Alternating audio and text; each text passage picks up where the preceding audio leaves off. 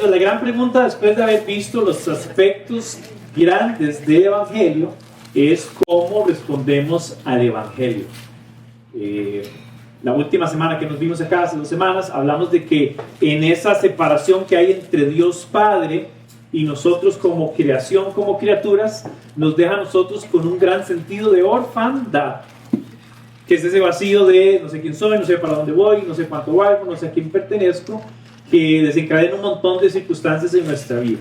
Esa es la realidad, ese es el estatus del ser humano, es esa humanidad caída. Y de repente en esa realidad Dios en su intención se manifiesta en Jesús, nos ofrece a Jesús, que vimos 2 cosas que quiero recordar de la semana pasada. Un Jesús que se manifiesta como el Hijo de Dios, ¿recuerdan? Porque Él quiere modelarnos cómo ser hijos de Dios.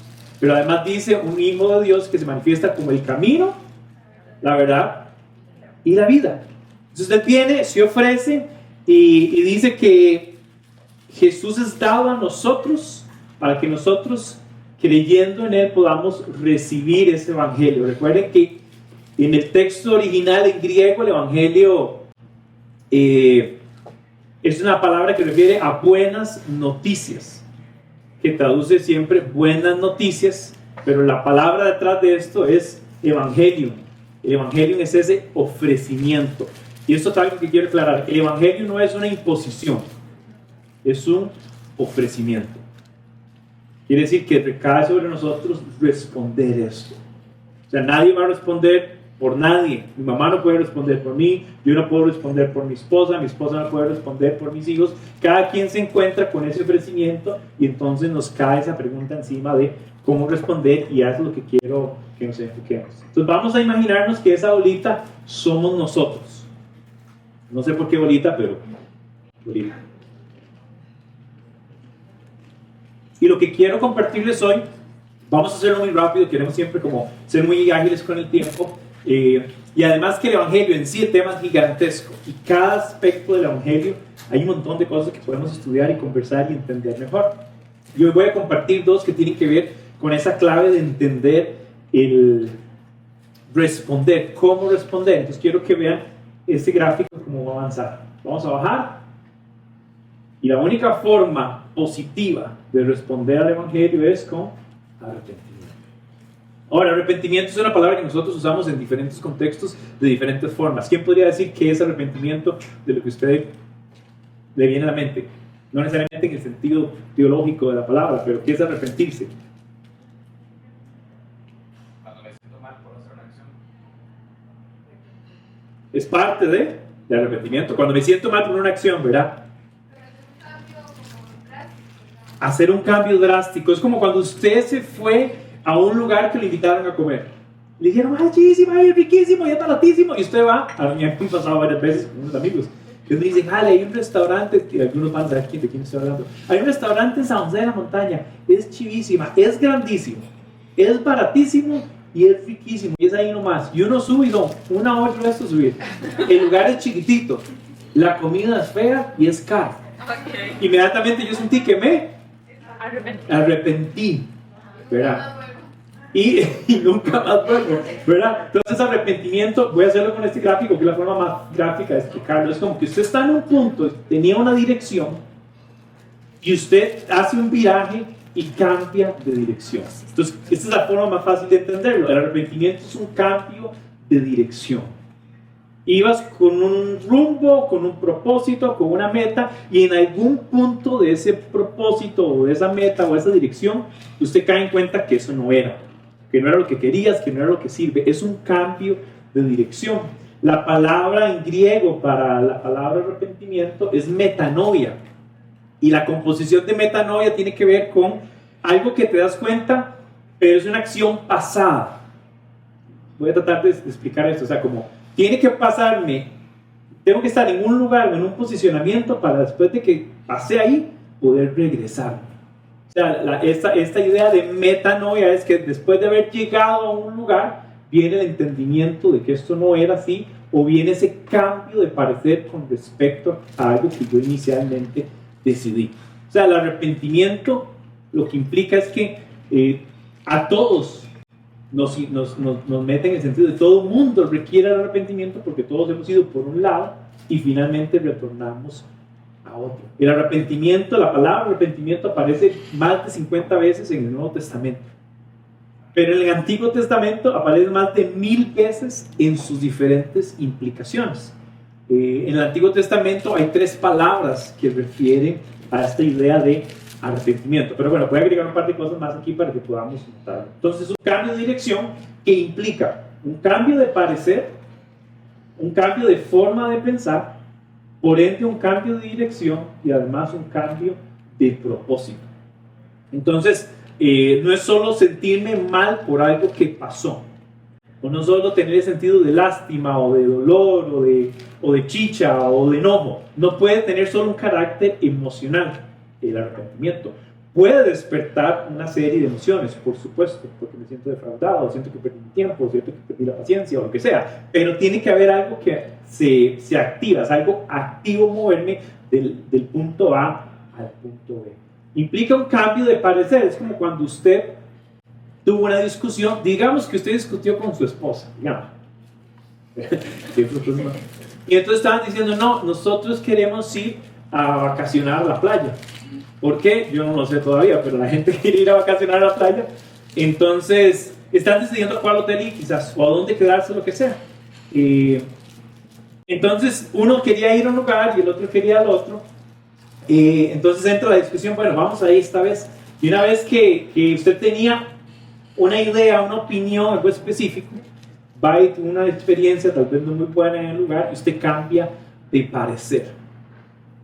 Pero es curioso porque cuando nosotros tenemos opiniones distintas o encontradas con respecto a un tema, queremos que la gente lo reconozca. ¿Verdad? Como, ves que era mejor el otro lugar. Era mejor ir a una cabaña en la montaña. Ves que era como... ¿verdad? Entonces, ese cambio de parecer, particularmente a nosotros, nos cuesta que suceda y nos cuesta el doble reconocerlo. ¿Alguien se identifica con eso? ¿Verdad? Entonces, como... Es más, a veces pasamos por una mala experiencia, llegamos a este hotel o a esta cosa en la que habíamos hospedado, vamos con la familia y entonces uno está como, bueno, se lo dije, qué calor, ¿verdad? Aquí todo muy caro y además ve al agua, con sal, y ve al sol ahí feliz, y ¿verdad? Yo soy malísimo para la playa, por eso lo estoy diciendo, pero pueden ver qué tan blanco soy. Entonces yo estoy en eso y tal vez el lugar no está muy bonito, pero entonces voy a comenzar a decir, ay no, pero esas paredes no tienen tanto moho. Además el moho son microorganismos que hay que cuidar, y la naturaleza y el ecosistema, y que el planeta no se muera. Y, ¿verdad? Y el ojo ahí como creciendo. Entonces en lugar de aceptar y decir, voy a tener un cambio de parecer con respecto a esto, a veces uno se sostiene. Estoy describiendo lo que por naturaleza uno hace, porque nos cuesta reconocer que eso no era como yo decía, como yo pensaba. Ese cambio de parecer nos cuesta la vida y insistimos en eso. Es la forma de pensar. Bueno, voy a decir algo con la forma de pensar que es algo crítico. Conforme usted va creciendo en su vida, literalmente su masa encefálica se va volviendo más dura. Literalmente. ¿Verdad? Hay alguien que habla de la plasticidad del cerebro, en especial en los niños. Y que esa característica, digamos, biológica, física, se manifiesta en que sí, entre más joven usted se aprende ciertas cosas o se le educa de cierta manera, lo entiende y lo aprecia mejor. A diferencia de lo contrario, entre más viejo eres más cabeza dura, literalmente. Yo hago así hasta que me duele tocarme de lo... Yo soy cabecísima dura, ¿verdad? Y entre más crezco, o entre más maduro, o entre más envejezco, literalmente, más me cuesta cambiar de parecer en cosas. Entonces, vea qué curioso.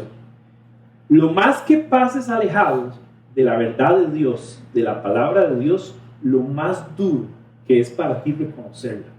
Porque literalmente tienes pensamientos más establecidos, buenos o malos, pero tienes pensamientos y formas de ser y de apreciar las cosas más fuertes y cuesta más de llevar.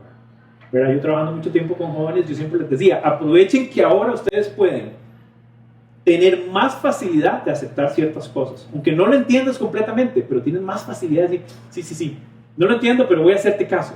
Y ese accionar tal vez de fe es muy bueno para las personas, porque entendemos que nosotros difícilmente siempre vas a tener la razón.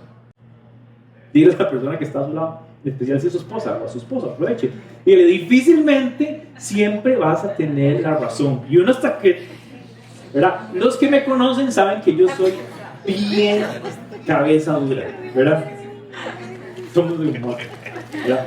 Pero bueno, todos en los sentidos somos así. El cambio de pensar, y otro día podemos hablar mucho más de eso, pero un cambio de pensar incide en un cambio de sentir, y un cambio de sentir también incide en un cambio de actuar.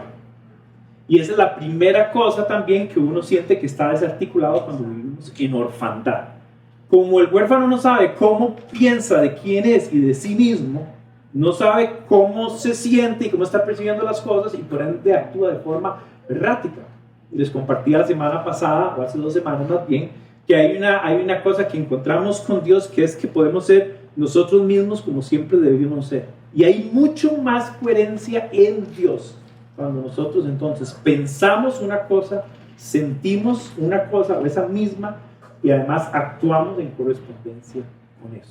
Lo más lejos que estás de Dios, lo más desarticulado que estás en quién eres, en qué piensas, en qué sientes y quién actúas. Y uno dice que a mí todo me sale mal, yo hago las cosas raro. Bueno, es porque tu forma de pensar, tu forma de sentir, tu forma de actuar está desarticulada. Y se ve feo. La gente lo nota, uno lo nota, pero uno lo resiste. Y dice, no, es que yo soy así. ¿Verdad? Es un desastre. Entonces, eso es muy importante porque el arrepentimiento tiene que ver con eso. Cambiar de parecer, reconocer y tener un entendimiento nuevo. Y por ende, obviamente, afecta con nuestro sentido de dirección, nuestro sentido de propósito. Ya no voy hacia donde iba, aunque no supiera que era eso, sino que voy en otra dirección. Es reconocer un error, o es reconocer una condición. Es hacer un viraje, un cambio de dirección, cueste lo que me cueste. En el Antiguo Testamento, como les decía, está este concepto más amplio, porque es un concepto que implica la naturalidad de cómo la gente vive. En el Antiguo Testamento, que es todo este contexto histórico del pueblo de Israel, siendo que el pueblo de Israel recibió una revelación, que ellos no siempre caminaron en orden a esa revelación. Quiere decir que el pueblo de Israel tuvo que pasar por muchos episodios de arrepentimiento. Y a veces procedió a ese arrepentimiento, y muchas veces no. La mayoría de las veces, ¿qué creen que pasó? No pasó. Entonces cuando se dice, pero qué aburrido, ¿por qué hay tantos libros ahí en la Biblia? Bueno, eso es un extracto, una muestra, un estudio histórico, sociológico de un grupo de personas con que sabían lo que tenían que hacer, lo resistieron, y además se les pidió que se arrepintieran, y también les costó y se resistieron. Pero ahí está. Entonces hay 3 palabras, como les decía en hebreo, que hacen referencia a arrepentimiento, pero hay una en particular que quiero leer varios versículos para que ustedes lo puedan captar. Entonces voy a leer este primero, que está en Jeremías 24:7. Jeremías es el conocido profeta llorón. El arrepentimiento a veces tiene que ver con esa emotividad. Y él le tocó vivir en una temporada probablemente de las más duras de la historia de los judíos. Tuvo que lidiar con varios reyes que resistían la palabra de Dios. Recuerde que Dios hablaba a través de los profetas para su pueblo, para los reyes, para todos. Y él le tocó ver al pueblo de Israel erráticamente ir por direcciones que no eran, en creencias que no eran y en prácticas que no eran. Hasta que le tocó además ver cómo fueron exiliados el pueblo, primero el reino del norte, y después ver a toda Judea ser exiliada y llevar a Babilonia. Él vio esto. Y él como profeta le tocó decir, pero por favor recapaciten, vean que va a pasar esto, y va a pasar el otro, y va a pasar por acá. Escucha esto porque es importante.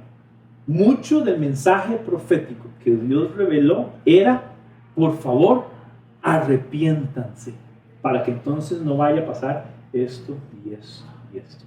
Lo que quiero entender con esto es que siempre que Dios habla para hacernos entender algo que necesitamos cambiar. ¿Verdad? Dios está rogando porque nos arrepintamos. Vea este pasaje en Jeremías, les decía 24:7. Dice, y les daré, futuro, un corazón para que me conozcan. Ya que hay una asociación con el tema de lo emocional, con el tema central de la persona, el corazón, pero también con la mente. Dice, porque yo soy el Señor, y ellos serán mi pueblo, y yo seré su Dios, pues se volverán. Y esta palabra volverán es una de las palabras que tiene que ver con arrepentirse. ¿Qué es arrepentirse? un cambio de dirección. El texto dice, y entonces, en ese momento, ustedes volverán su corazón a mí. O sea, volverán a mí de todo su corazón. Dios siempre está diciendo, dé la vuelta y camine para acá. ¿Verdad? Reflexione. Pero está en un futuro, es un sentido profético porque inclusive está hablando en referencia con nosotros también, les dará.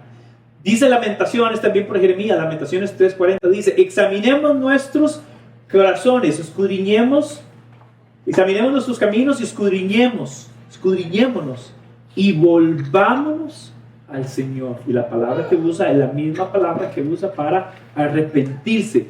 Volvámonos, cambiemos de dirección y vámonos para hacia Dios. Y Job, que conocen que también Job le tocó vivir, la gente no termina de ubicar a Job en el tiempo, cronológicamente hablando, pero saben que la historia de Job habla de que este hombre sufrió una serie de injusticias y un tiempo devastador en el que vio perder todo lo que tenía, y en medio de todo eso viene esta idea de si vuelves, escucha, si te arrepientes, si vuelves al Todopoderoso, serás restaurado, si alejas de tu tienda la injusticia. Entonces estos tres pasajes del Antiguo Testamento vienen con esta idea de vuélvete a Dios, vuélvete a Dios, vuélvete a Dios, arrepiéntate, arrepiéntate, arrepiéntate. ¿Cuántas veces? Más de 1000 veces en el Antiguo Testamento es cambio de dirección, cambio de dirección, cambio de dirección. ¿Saben quiénes hacen eso mucho en nuestras vidas? Nuestros papás. ¿Cuántos como hijos podemos decir? Yo escuché a mi mamá decir, véngase para la casa, ¿verdad? En el tono profético iracundo. Venga, y si lo agarro, ¿verdad? Véngase ya para la casa. Muy ratico más a la calle, espere. La noche joven, ahí, ¿verdad? Nuestros papás, la gente que nos ama, sabe que necesitamos el viraje. Esto es lo que es loquísimo del ser humano. Reconocemos la necesidad en nosotros, sobre todo cuando amamos a esas personas. Pero cuando se trata de nuestro arrepentimiento, de nuestro volver, cuando se trata de cambiar nuestra forma de pensar con respecto a algo, somos cabeza dura. Más de 1000 veces Dios está diciendo, vuélvanse, vuélvanse, vuélvanse, vuélvanse. Ahora, movamos un poquito más en el tiempo y ahora quiero hablar del Nuevo Testamento. Y el Nuevo Testamento introduce un profeta muy particular. ¿Quién es el profeta que anticipa la llegada de Jesús? Juan el Bautista. Y Juan el Bautista es un profeta que tuvo el gran privilegio de ver a Jesús, o sea, de anticipar el que ya estaba ahí a la vuelta de la esquina, y dice que él venía, escucha esta palabra, para preparar el camino. Voy a leerlo para que lo podamos tener todos en mente. Dice Mateo 3, del 1 al 3, dice, en aquellos días vino Juan el Bautista, predicando en el desierto de Judea y diciendo, arrepentíos porque el reino de los cielos se ha acercado. ¿Qué hemos visto en esta serie? Que la iniciativa de Dios es acercarse. Dios se acercó a tanto que se encarnó en Jesús. Y Juan está diciendo, ya se acerca, arrepentidos. Dice, pues este es aquel de quien habló el profeta Isaías cuando dijo, voz del que clama en el desierto, vean esta palabra, preparad el camino del Señor, enderezad vuestras sendas. Si arrepentimiento implica cambiar de dirección, cambiar de camino, cuando uno entiende esos dos conceptos, dice, sí, Juan lo que viene a hacer es a decirle a la gente, cambie de dirección, cambie de camino, prepare la senda, enderece la senda, porque la única forma de recibir el mensaje de Jesús y caminar por Jesús es con arrepentimiento. No hay otra forma. Ese es el mensaje de Jesús. Entonces, un par de más cosas aquí. Este concepto de arrepentimiento implica humildad. Y hace la práctica de ¿quién aquí es humilde? El que levanta la mano no lo es. La humildad no es una característica muy dada en nosotros, justamente porque todos tenemos opiniones, pareceres, posiciones y determinaciones en cosas. Yo pienso que esto es así, yo pienso que esto es así. Nos cuesta la humildad. Quiere decir que el arrepentimiento toca la fibra más sencilla de decir, yo no lo sé todo, no estoy en control de todo, no determino todas las cosas. Soy incapaz, soy limitado y soy tendiente al error. ¿Qué es eso? La descripción de la humanidad. El que es sabio y el que es humilde delante del Evangelio sabe que la única salida lógica o respuesta lógica es El arrepentimiento. Si usted saca a Dios de la ecuación, digamos que aquí no estamos hablando de Dios, yo le diría a usted, si usted es humilde y practica el arrepentimiento, todas las relaciones de su vida inmediatamente van a ser mejores. ¿Usted tomaría eso como cierto? La verdad de la palabra de Dios es tan trascendente que aunque usted quiera resistir a Dios, aplica los principios y vive de una manera distintiva. Ahora, ¿qué sentido tendría rechazar a Dios, que es el que nos muestra estos principios, para vivir de una manera? Pero lo que quiero decir es que el simple ejercicio de entender el concepto de arrepentimiento trae mucho bien a quienes somos, y a las personas que nos rodean, y a las personas que amamos. El arrepentimiento implica adquirir conciencia y reconocer la condición de pecado. Es humildad. La conciencia es una de las cosas que también a veces menos vemos. Si uno dice de la sociedad, dice, es que la gente es muy inconsciente, vea cómo maneja, ¿verdad? O vean cómo hacen esto y vean cómo hacen el otro, porque es característico de la humanidad. Entonces, número 1, arrepentimiento. Ahora quiero que vean este pasaje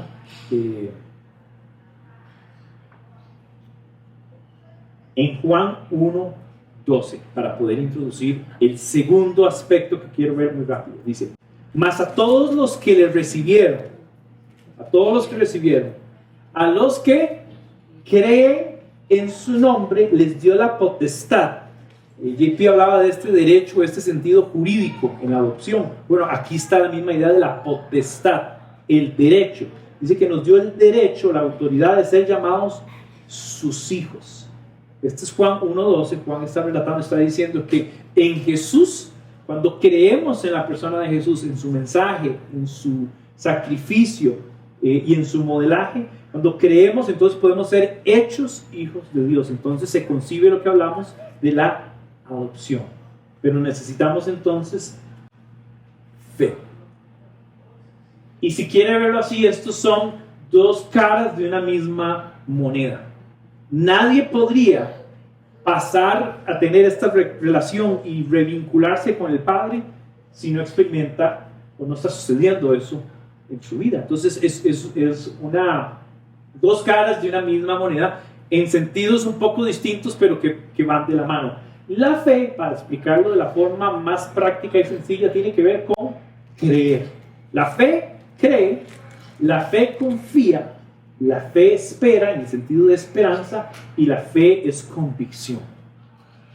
Después vamos a tener tiempo de hablar de la fe en todas sus implicaciones, pero no es fe en lo que yo crea, o no, vamos a ver, no es fe en cualquier cosa, ni en lo que yo creo de lo que Dios dice. Es fe en la persona de Jesús.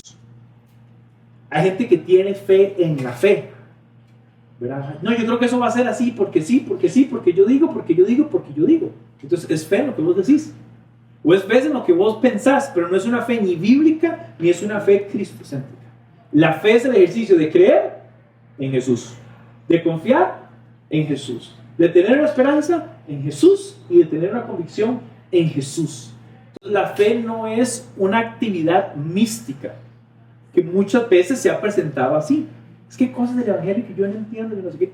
Tenga fe, ¿verdad? Es como si la fe es como para que usted rellene todo lo que no tiene forma de entender. No, o sea, de por sí, eso es como que uno va a recibir el evangelio sin que se lo hayan expuesto. Tiene mucha fe.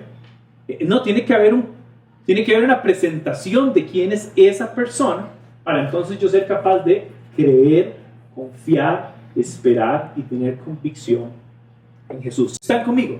Estas son dos cosas que sí o sí deben suceder en nuestra vida. Una vez que Juan el Bautista aparece en escena, Juan estaba bautizando a muchas personas, estaba influenciando a muchas personas. Jesús mismo es bautizado por Juan. Juan es un líder en el movimiento de Jesús, es un profeta reconocido. Pero Juan, a lo largo de su ministerio, no muy largo, en torno como al año, es apresado por Herodes. Porque le dijo a Herodes, usted no puede hacer esto, ni esto, ni esto, y lo otro. Y dice, ok, perfecto. Y lo meten al bote, ¿verdad? Como decimos. Y pasa algo muy curioso. El mensaje de Juan, Jesús lo adopta. Y de hecho Jesús lo lleva a la idea de síganme, y ha llegado la hora, y ya está aquí, en la que el Hijo del Hombre se va a revelar, y que el reino está presente. Entonces ven qué interesante este pasaje que quiero leerles en Marcos 1. Dice: después de que encarcelaron a Juan, Jesús se fue a Galilea a anunciar las buenas nuevas. ¿Qué son las buenas nuevas? El Evangelio. Y dice: se ha cumplido el tiempo, que hace referencia de que Dios no está improvisando algo, sino que es un plan que Él tiene. Y decía: el reino de Dios está cerca, está aquí. Dice: arrepiéntanse, número 1. Pero ¿sabe qué más dice Jesús? Dice: arrepiéntanse y crean las buenas nuevas. Arrepiéntanse y crean. Juan Bautista dijo: arrepiéntanse. Y Jesús dice: arrepiéntanse y crean. Cuando Jesús habla con Nicodemo, dice que te es necesario nacer del agua y del Espíritu. Y la aplicación para este sentido de nacer del agua es: necesitas pasar por el arrepentimiento. Lo que está haciendo es una referencia al bautismo de Juan. Lo que está diciendo Nicodemo es: usted necesita arrepentirse y creer para nacer de nuevo y tener ese vínculo y esa vida con Dios. Entonces, varias cosas que son importantes de verlo de esta manera.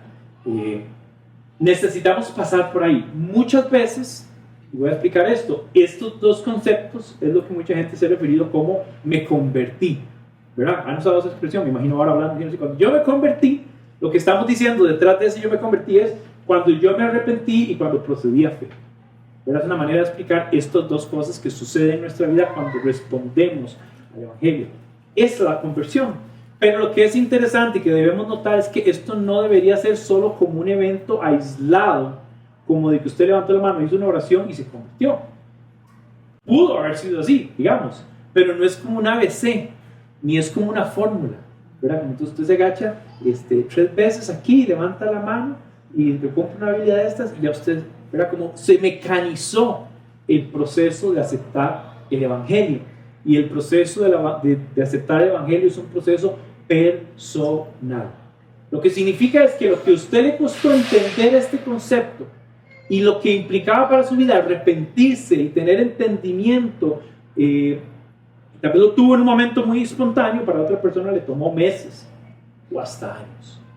Pues lo que quiero decir con esto es, cuando hablamos del Evangelio y recibirlo, no es como que es una fórmula secreta que usted hace 1, 2, 3, 4 y ¡pum!, ya todo el mundo tiene la experiencia de... No, es un proceso personal que debemos entender, vivir y pasar. ¿Qué es lo que pasa con esto? Que muchas veces la gente levantó la mano y dijo: sí, yo acepto, pero nada más fue una cuestión emocional, una cuestión que estaba respondiendo a un ambiente, porque la música era con acordes menores y la gente estaba en un trance y una cosa ahí mística. Entonces el concepto esencial que la palabra de Dios quiere transmitirnos se diluye por una emocionalidad o por un ambiente fancy y la música muy loca y todo lo demás. Pero al final es: ¿realmente entendiste el ofrecimiento? ¿Realmente entendiste las implicaciones? ¿Cómo te sientes con reconocer? Entonces el arrepentimiento es cambiar mi forma de pensar con respecto específicamente al pecado.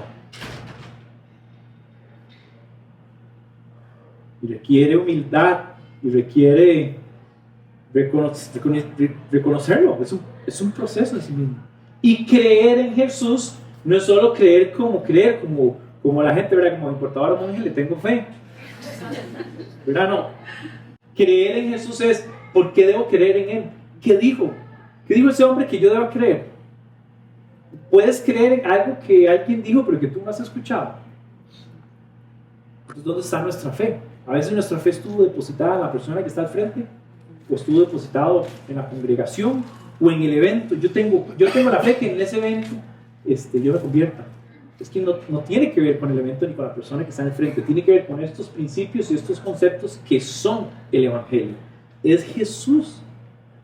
Entonces, este es nuestro gran reto, de poder entender el mensaje de Jesús y recibirlo y aceptarlo. Entonces, quiero ir cerrando con esto bien rápido. La semana antepasada hablábamos de que Jesús es el camino, la verdad y la vida. ¿Qué tiene que ver el Jesús, camino, verdad y la vida, con esta respuesta del hombre? Bueno, que Jesús lo que está diciendo es que yo soy lo que yo estoy proponiendo, estoy propiciando que esto pase en tu vida. Voy a plantear esto de otra forma. Sin el mensaje de Jesús, ¿de qué tienes que arrepentir? Sin la exposición de la verdad, ¿de qué tienes que arrepentir? Si no conoces otro camino, ¿de qué tienes que arrepentirte? Si no has escuchado la verdad de Jesús, ¿qué tienes que creer? ¿Qué tienes que confiar? Entonces, esto tiene sentido entendiendo la persona de Jesús. Si no, puedo que hago nada más esto, dos palabras místicas y religiosas de las que yo me apropio y no entiendo qué significa. Entonces quiero asociarlo con ese pasaje. Jesús es el camino en el sentido que es el único camino al Padre. Pero para yo encontrar ese camino tiene que haber un cambio de dirección. Entonces cuando Jesús está diciendo, yo soy el camino, y cuando Juan está diciendo que está preparando un camino y enderezando una senda, lo que está diciendo es, no hay tantas formas de llegar al Padre. Hay solo una. Yo soy el camino. Date la vuelta y vienes por aquí. No es por ahí, no es por allá. Es el camino. Si usted entiende a Jesús como el camino, sabe que Él me está diciendo, camina por mí. Ven por donde yo caminé, al camino que abrí. Dice Hebreos que Él abrió un camino nuevo y vivo para que nosotros podamos proceder al Padre, que podamos llegar al Padre. Pero Jesús dice que Él es la verdad. ¿Sabe qué implica la verdad? Es la verdad que puedo creer, que puedo confiar, que puedo esperar y que tengo convicción. Entonces la fe responde a Jesús como la verdad, como al estándar que dice que entonces mi condición está mal. Cualquiera de nosotros, activo o pasivamente, vamos a defender nuestra forma de pensar, ¿verdad? Es que yo soy así porque yo de pequeño sufrí mucho. No, es que yo tuve que hacerme así, sangre chancho. Porque esto y esto y esto y esto y el otro. Y es que entonces justificamos y justificamos. Pero cuando te encuentras con la verdad de Jesús y ese es el estándar, las justificaciones quedan cortas. Porque otra vez no se trata de mi parecer con respecto al pecado, pero se trata de lo que Él dice respecto a mi condición y bajar la cabeza y decir, si es cierto, lo que la Biblia dice que yo soy sin Dios es cierto, alejado del Padre, que hacemos maldad, pensamos maldad y aún en las mejores de las intenciones quedamos cortos con la expectativa de Dios. Y al final Jesús dice, yo soy la vida que se experimenta cuando entonces en arrepentimiento y en fe la vida de Dios es impartida sobre nosotros. ¿Qué es eso? Que ahora nosotros tenemos el Espíritu Santo que nos trae convicción de pecado y que nos hace recordar que hay un camino, hay una verdad, hay un estándar, hay una forma por la que puedo caminar y ese es la del Padre. ¿Sí están conmigo? Al final de esto no estoy diciendo que nosotros tengamos mayor participación en el Evangelio. Al final el Evangelio siempre se traduce en la palabra de vida que estamos enseñando a los chicos en Exoplay. Gracia. Si no tuvieras a Jesús, no tienes que quedarte en arrepentirte. Y si no tienes a Jesús, no tienes que creer. Jesús es el que propicia. Dice, es autor y consumador de la fe. Entonces, cuando estamos hablando de la respuesta, no es que queremos nosotros decir, ahora a mí me toca responder.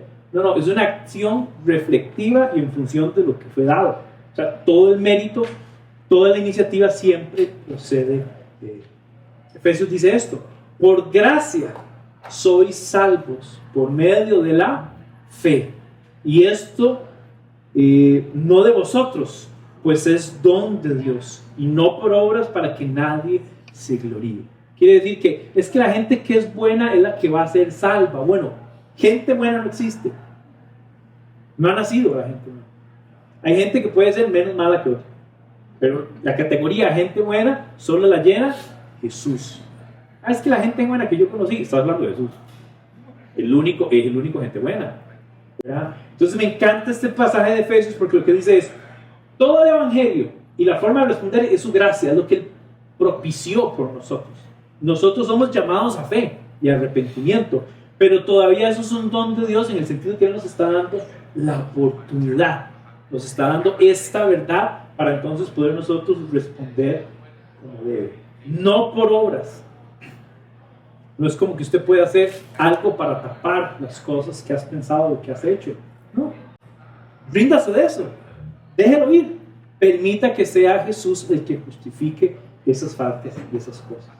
Entonces eso nos retorna a la idea de que el Padre se revela en el Hijo, que es el nexo.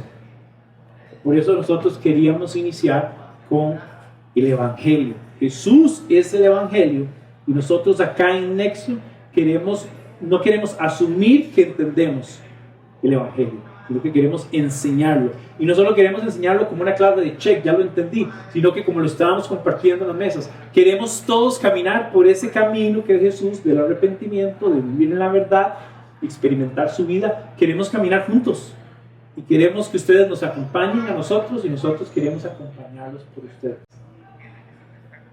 Cuando nosotros entendemos a Jesús como el nexo y yo me arrepiento y abrazo en fe a Jesús, con respecto a Dios, me convierto en su hijo. Y con respecto a Jesús, me convierto en discípulo. Su hijo para vivir, ya no con ese sentido de orfandad tan terrible, sino para vivir con propósito, con plenitud en él. Pero además como sus discípulos, para que como discípulos yo pueda ir a otras personas y dar a conocer que Jesús es el nexo. Entonces inmediatamente que con nuestra respuesta en arrepentimiento y en fe nos posiciona en otra cosa distinta, nos pone en una relación preciosa, pero además nos hace activos. El Evangelio no es algo pasivo, el Evangelio es algo activo. Por ahí dice que el Evangelio es el poder de Dios. ¿Se imagina que algo que significa poder sea estático? El Evangelio no es un credo, yo creo en esto y creo en lo otro, creo aquí. El Evangelio es un estilo de vida que centra a Jesús como el origen, como la resolución, como la justificación, como el nexo, como el vínculo, como el lazo. Y ese es nuestro enfoque en esta mañana. Tengo algunas preguntas para que podamos meditar bien rápido. ¿Cómo estoy respondiendo al Evangelio? Respondiendo continuamente, porque todos los días nos encontramos con ese Evangelio que sigue siendo más vivo, más real en nosotros. ¿Cómo estoy respondiendo al Evangelio? Sí, yo voy a la iglesia. Esa no es la pregunta. ¿Cómo estoy respondiendo al Evangelio? Mañana y pasado mañana. ¿Cómo estoy viviendo el Evangelio? Porque el Evangelio, como mencionamos en una de las cosas que compartimos, el Evangelio no es como un arco por el que yo nada más paso y ya, sino que el Evangelio es como una habitación, un lugar en el que yo pertenezco y estoy, ¿verdad? ¿Cómo estoy viviendo el Evangelio? ¿Quién en mi entorno necesita escuchar el Evangelio? ¿Alguien conoce personas y que ama a personas cercanas que necesitan escuchar el Evangelio? Todo, ¿verdad? ¿Cómo puedo de forma intencional compartir el Evangelio? ¿Por qué? Porque no puede ser, o no debería, que entonces yo nada más recibí el Evangelio y yo guardo para mí. Esta actitud no refleja el corazón de Dios o la actitud de Dios en mi vida. Mi actitud es como, yo recibí esto y yo necesito que la gente lo pueda conocer también. Entonces nosotros queríamos comenzar con este tema del Evangelio porque creemos que es tema transversal en la iglesia. Nosotros como iglesia queremos decir, vamos a hablar de un montón de cosas, sí, pero todo va a estar centrado en Él. Y no vamos a dar por sentado que todos lo sabemos, sino que queremos acompañarnos en nuestro proceso de descubrir quién es Jesús, cuál es su mensaje y qué quiere que yo viva y experimente en mi vida y cómo yo puedo ser luz para un montón de personas que ocupan también ese nexo. Le invito a que se ponga de pie y podamos cerrar en oración. Gracias por acompañarnos. Fue súper chiva la dinámica de las mesas. Nosotros queremos ser una comunidad que no tiene un vínculo nada más con la persona que está al frente, sino que queremos vernos de tú a tú. No queremos ser un grupo de personas que sigue un estrato ahí, un clero religioso, sino que queremos vernos a la cara como iguales el uno al otro y apoyarnos en la vida en Cristo que estamos viviendo. Cierre sus ojos y piense cómo estás respondiendo. ¿Ya respondiste al Evangelio? O tal vez es algo, una invitación ahí pendiente.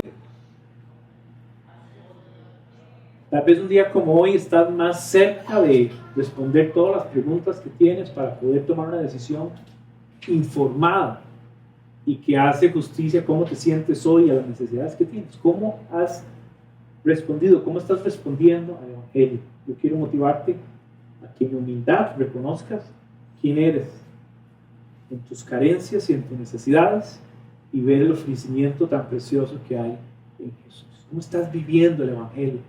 Tal vez tienes 5, 10, 15, 20, 30 años de conocer y estar vinculado con una iglesia, con un grupo de creyentes o con una denominación, pero todavía hay tanto que desconozco de Jesús y por qué dijo esto, por qué lo hizo de esa manera. Todavía tengo preguntas existenciales de por qué debería creer una cosa, debería creer la otra. Pero ¿cómo lo estás viviendo? ¿Cómo estás respondiendo esas preguntas? ¿Dónde estás creciendo? Y piensa en personas que están a tu alrededor que necesitan escuchar el Evangelio. Papi, te damos gracias por esta mañana. Qué bueno poder unirnos en tu nombre, celebrar el Evangelio, celebrar tu gracia, sabiendo que nosotros somos inmerecedores, pero que con toda confianza podemos decir: yo sí acepto, yo sí creo, yo sí sé y conozco mis carencias, y por esa gran necesidad acudo al llamado del Evangelio. Quiero conocer a Cristo. Papi, gracias por la oportunidad de reunirnos, gracias por proveer un lugar, gracias por las relaciones, por los vínculos, por las familias, y queremos caminar juntos, queremos crecer juntos y queremos conocer más profundamente el Evangelio de Cristo. Gracias por tu palabra que nos ilumina con verdad, que nos deja en evidencia, nos pone en evidencia tu luz, y queremos responder como corresponde, con amor, con gratitud, con humildad, y decir: yo necesito tu gracia, Jesús. Yo necesito ese sacrificio, yo necesito esa justificación que solo proviene de ti, Padre. Te doy gracias por esta mañana. Te pido que nos lleves con bien a casita. Bendice cada familia, cada niño, cada pareja, cada joven que hoy está con nosotros. Gracias por la oportunidad de reunirnos en tu nombre. Y es en el nombre de Jesús que oramos. Amén y amén.